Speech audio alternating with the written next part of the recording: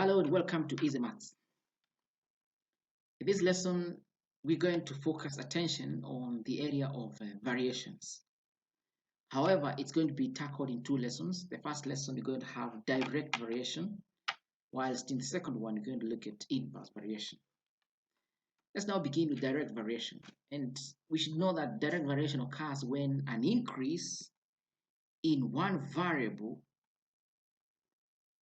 results to an increase in the other variable in a given formula, or a decrease in a variable results to a decrease in another variable in the same formula.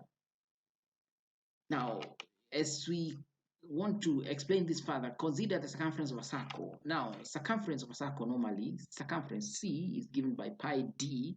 D is diameter. Pi we know is 22/7, which normally are a constant. We notice that C and D are variables. That is, circumference will always change as long as diameter changes, and vice versa. However, we know that pi is a constant. It's normally 22/7.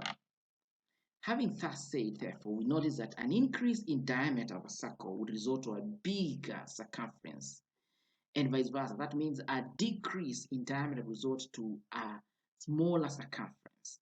That is, if we are looking at many circles, the circles which have bigger values of D have bigger values of C.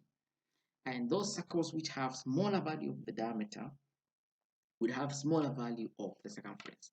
And that therefore means that an increase in one variable, in our case, say D, results to an increase in the other variable, that is C. Or the opposite, a decrease in one variable, D, would result to a decrease in the other variable, C. Notice that pi is a constant. Now, to cement that, I've picked an example for us to try. And so we have this question. We thought that P varies directly as Q. P is 8 when Q is 48. Find the equation correcting P and Q.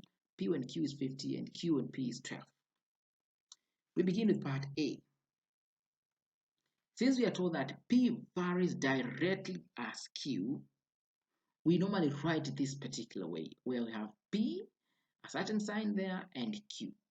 And what we are saying there is that this symbol means P is varying directly as Q, or is proportional to Q. And that sign is called the proportionality sign. So the first place to begin with that question is you write that particular P, that sign, Q, proportionality sign, and Q. The next thing, you replace the proportionality sign with equal sign and the letter K. K is a constant, and equal sign, K and equal sign, the two of them will replace this particular one, so that we have P, equal sign, K, and Q. And this means that P and Q are directly related. I don't need to mention this at this point, but just we will notice in the next lesson that when talking about inverse variation, Q will need to be a denominator of a certain fraction. That's the value after the equal sign will need to be a denominator. In this case, it's not, it's a numerator. Please notice that. We shall mention that again, hopefully, when we get there in the next video. Now, please notice K is a constant of proportionality. I just say that K is a constant, but we call it a constant of proportionality. And therefore, in this particular question, since we are told that P is 8 when Q is 48, we can replace the values in this formula we have written here, so that helps us in finding the value of K. Of course, you need to divide both sides with 48. You get K is a sixth.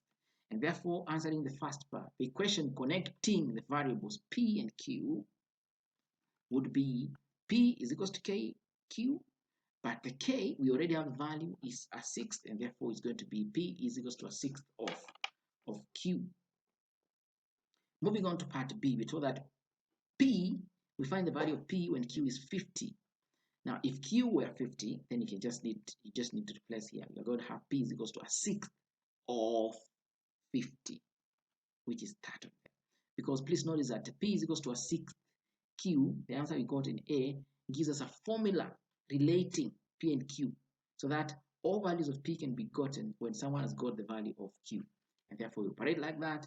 We're going to have 50/6, which is simply 8 and a third. Moving on to the last part of the question, we're told to find the value of Q and P is 12.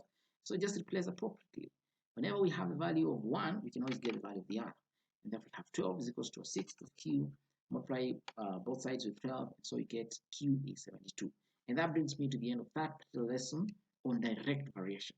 Very much closely related to this, although contrasted with this, is the concept of inverse variations. Please check the video, which is going to be posted at the same time as this one. Please always like, share, subscribe, and appreciate. Thank you.